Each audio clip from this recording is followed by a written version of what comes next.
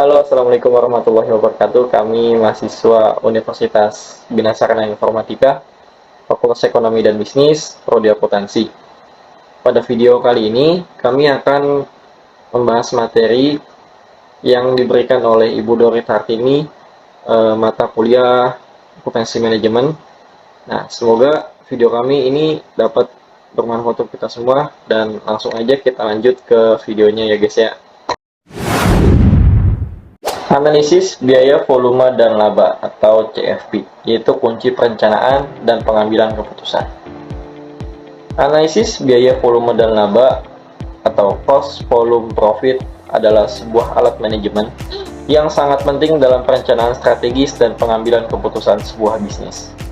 Nah, untuk memahami CFP memungkinkan sebuah perusahaan yang besar maupun yang kecil untuk memproyeksikan profitabilitasnya di masa depan atau di masa yang akan datang, dalam menentukan titik impas yang krusial dan mengelola resiko keuangan dengan lebih baik atau lebih bijak. Nah, fokus utama kami kali ini adalah CFP, yang dimana pada interaksinya dinilai dinamis antara biaya, tingkat produksi, dan dampak kumulatifnya terhadap laba operasi.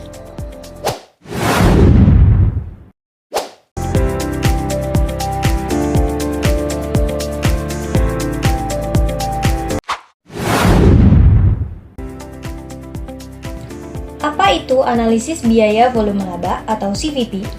CVP atau Cost Volume Profit adalah analisis yang menghubungkan biaya, volume penjualan, dan laba untuk membantu perencanaan bisnis. Ini adalah model yang digunakan manajemen untuk memahami bagaimana perubahan dalam volume penjualan dan produksi memengaruhi laba perusahaan. Jadi CVP ini kayak alat bantu untuk melihat masa depan keuangan perusahaan, sehingga bisa lihat bagaimana untung rugi kalau misalnya penjualan naik atau biaya produksi tiba-tiba berubah. Analisis ini berfokus pada melihat hubungan antara 5 elemen kunci, yaitu ada biaya tetap, biaya variabel, harga jual, volume produksi, dan komposisi produk. CVP digunakan untuk menentukan titik impas atau break-even point atau BEP, di mana pendapatan total sama dengan total biaya. Nah, CVP ini penting banget buat menghitung yang namanya titik impas atau break-even point. Pada titik ini tidak terjadi keuntungan maupun kerugian, atau bisa dikatakan balik modal. Lalu, CVP juga digunakan untuk menetapkan target laba yang realistis. Maksudnya, CVP juga bisa membantu untuk menentukan target keuntungan yang masuk akal. Selain itu, CVP juga mendukung keputusan seperti penetapan harga dan investasi modal. Jadi, maksudnya mendukung keputusan itu, CVP bisa dipakai sebagai alat simulasi. Kalau untuk penetapan harga, manajemen bisa menguji skenario, misalnya jika harga jualnya dinaikkan, berapa unit yang harus terjual agar bisa balik modal. Begitu juga untuk investasi modal yang merupakan keputusan besar. Contohnya itu membeli mesin baru. CVP ini membantu menghitung jika mesin itu dibeli dan struktur biaya perusahaan berubah, apakah perusahaan masih bisa mendapatkan untung. Intinya, CVP membantu pengambilan keputusan berdasarkan data yang ada, hitungannya, dan bukan menebak-nebak atau mengada-ngada. Selanjutnya, ada komponen utama dalam CVP. Komponen pertama ada biaya tetap atau fixed cost, yaitu biaya yang besarnya tetap konstan dalam rentang aktivitas tertentu terlepas dari perubahan volume produksi atau penjualan. Jadi, biaya tetap ini adalah biaya yang jumlahnya flat alias nggak berubah. Nggak peduli perusahaan melakukan produksi banyak ataupun sedikit. Contoh, ada biaya sewa pabrik, gaji manajer, atau biaya penyusutan mesin. Walaupun perusahaan tidak melakukan produksi sama sekali, biaya ini tetap harus dibayar. Yang kedua ada biaya variabel atau variable cost. Merupakan biaya yang berubah secara proporsional terhadap perubahan volume produksi. Biaya ini sifatnya berubah sesuai dengan jumlah produksi. Makin banyak produksi, makin besar juga total biaya ini. Biaya variabel ini dihitung per unit produk. Contoh utamanya adalah biaya bahan baku langsung, tenaga kerja langsung per unit, dan biaya kemasan. Komponen ketiga adalah harga jual per unit. Ini adalah harga di mana produk atau jasa dijual kepada pelanggan. Elemen ini adalah elemen penentu pendapatan. Tentu saja, penetapan harga ini harus mempertimbangkan kondisi pasar, persaingan, dan struktur biaya yang sedang dianalisis melalui CVP. Jadi, harga jual per unit ini adalah harga yang dipasang untuk satu produk kepada pelanggan dan merupakan sumber pendapatan utama bagi perusahaan. Dan komponen terakhir itu adalah volume penjualan. Volume penjualan adalah jumlah unit produk yang berhasil dijual selama periode tertentu. Variabel ini menjadi fokus utama karena berdampak langsung pada total pendapatan dan bersama dengan biaya variabel. Biaya ini akan menentukan seberapa besar laba kotor yang akan didapatkan oleh perusahaan. Selanjutnya, titik impas break-even point. Titik impas adalah konsep fundamental dalam CVP mewakili tingkat volume penjualan di mana total pendapatan perusahaan sama persis dengan total biayanya. Pada titik ini, perusahaan tidak mengalami laba maupun rugi. Labanya itu sama dengan 0. Jadi, pentingnya menghitung BEP. Pertama, menjadi acuan minimum penjualan yang harus dicapai agar bisnis tetap bertahan. Kedua, membantu manajemen mengevaluasi kelayakan produk baru atau proyek investasi. Ketiga, memberikan gambaran tentang risiko operasional perusahaan. Contoh ilustrasi perhitungan BEP yaitu, anggaplah sebuah perusahaan memiliki data berikut. Biaya tetapnya itu sama dengan Rp45.000, harga jual per unit sama dengan Rp400, biaya variabel per unitnya sama dengan Rp325, maka margin kontribusi per unitnya sama dengan Rp400 dikurangi Rp325 sama dengan 75. Jadi, BEP per unitnya adalah Rp45.000 dibagi 75 sama dengan 600 unit.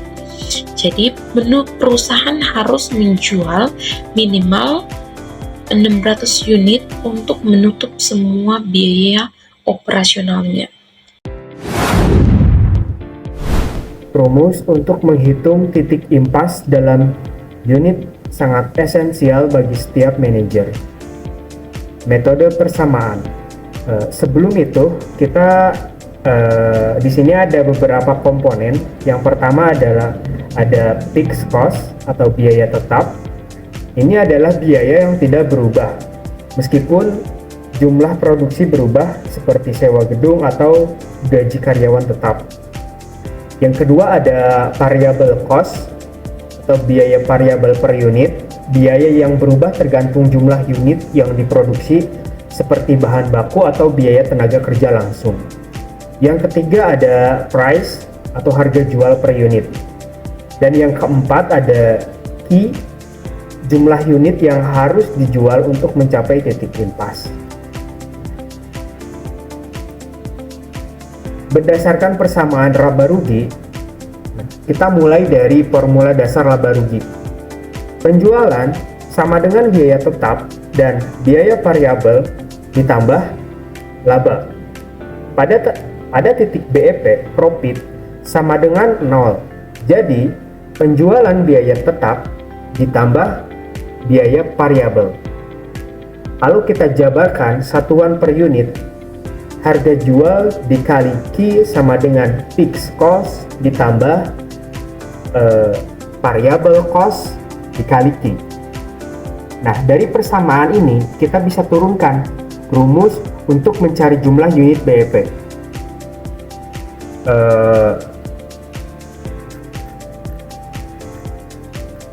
Seperti BEP rupiah sama dengan fixed cost dibagi contribution margin ratio, yaitu harga jual dikurangi biaya variabel dibagi harga jual.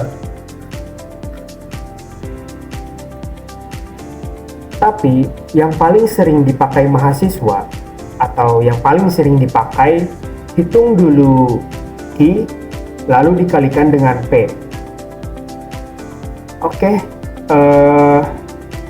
So, break-even point adalah titik di mana perusahaan tidak rugi dan juga tidak untung. Komponen pentingnya adalah fixed cost, variable cost, price, dan contribution margin. Rumus utama unit BEP adalah fixed cost garis miring price dikurangi variable cost. BEP membantu manajer memahami target penjualan minimum agar operasional tetap aman. Understanding BEP is very essential untuk pengambilan keputusan bisnis, menentukan harga, serta merencanakan kapasitas produksi.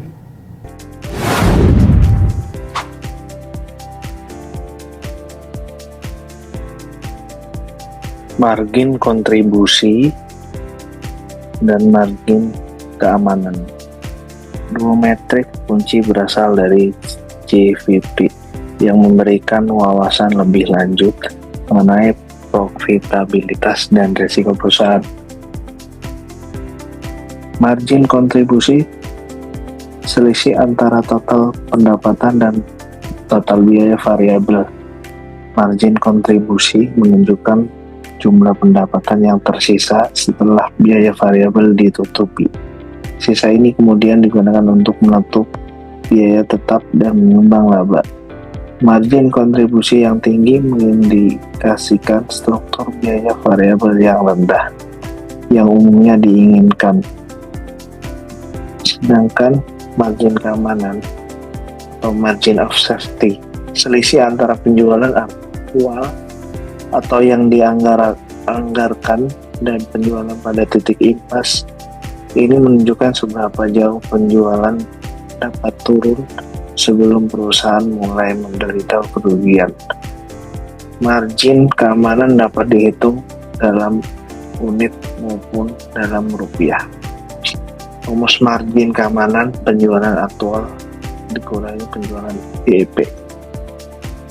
Studi kasus UMKM konveksi Desa Tiga Kudus. Berdasarkan analisa CVP terhadap UMKM konveksi Desa Tiga, hasil menunjukkan kesehatan finansial yang kuat. Margin kontribusi rata-rata Rp7.431.587. Angka ini adalah jumlah yang sangat memadai untuk menutup biaya tetap bulanan dan menghasilkan laba. Margin keamanan 66,22%.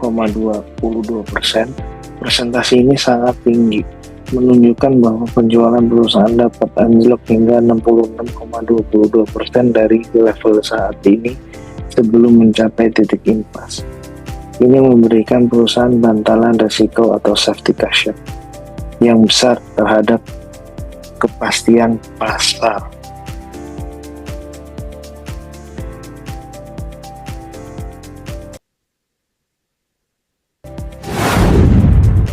The break-even point in units formula sama dengan fixed cost dibagi contribution margin per unit.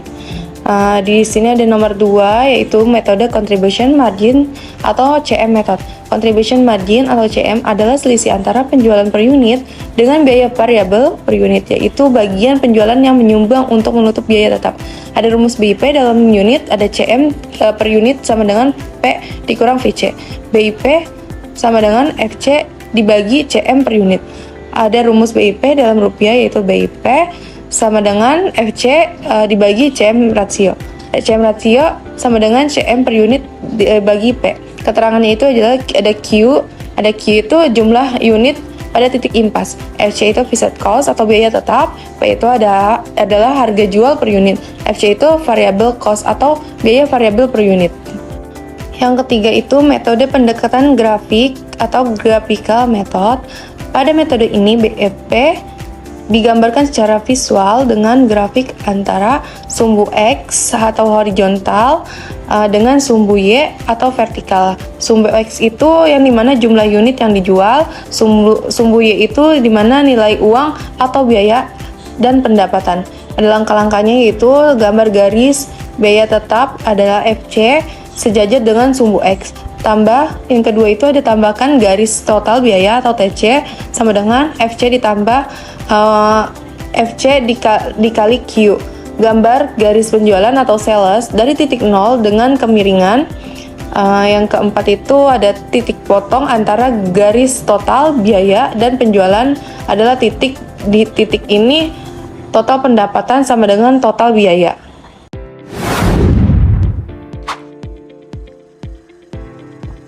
Contoh studi nyata pabrik tahu Jaya di Kupang menunjukkan bagaimana penerapan CVP dapat mengungkapkan masalah tersembunyi dalam struktur biaya perusahaan. BEP dalam papan tahu itu sebanyak 21.185. Jumlah minimum papan tahu yang harus dijual untuk mencapai titik impas. BEP dalam rupiahnya yaitu 794 miliar. Nilai penjualan dalam rupiah yang diperlukan untuk menutupi total biaya. Penjualan aktualnya yaitu 17.980. Volume penjualan aktual dalam papan tahu yaitu 674.250.000 yang ternyata di bawah BEP. Dalam kasus pabrik tahu Jaya Pingkupang, Jaya, meskipun pemilik merasa laba telah mencapai analisis TVP menunjukkan bahwa volume penjualan aktual 17.980 papan tahu berada di bawah titik impas yaitu 21.185 papan tahu. Secara teknis perusahaan mengalami kerugian, namun laba terlihat tercapai karena pemilik tidak menghitung atau mengalokasikan semua komponen biaya produksi secara tepat, terutama biaya tetap yang tersembunyi. Masalah utamanya yang diidentifikasi adalah kurangnya perhitungan akurat terhadap semua biaya yang menyebabkan ekspektasi laba tidak sesuai dengan realitas operasional. CVP membantu mengidentifikasi selisih antara laba yang dipersepsikan dan laba operasional yang sebenarnya. Di sini saya akan membahas manfaat analisis CVP dalam pengambilan keputusan bisnis.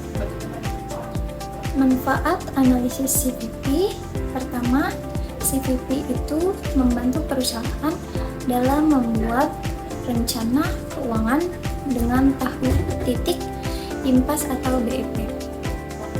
Perusahaan bisa menentukan berapa banyak produk yang harus dijual supaya nggak rugi.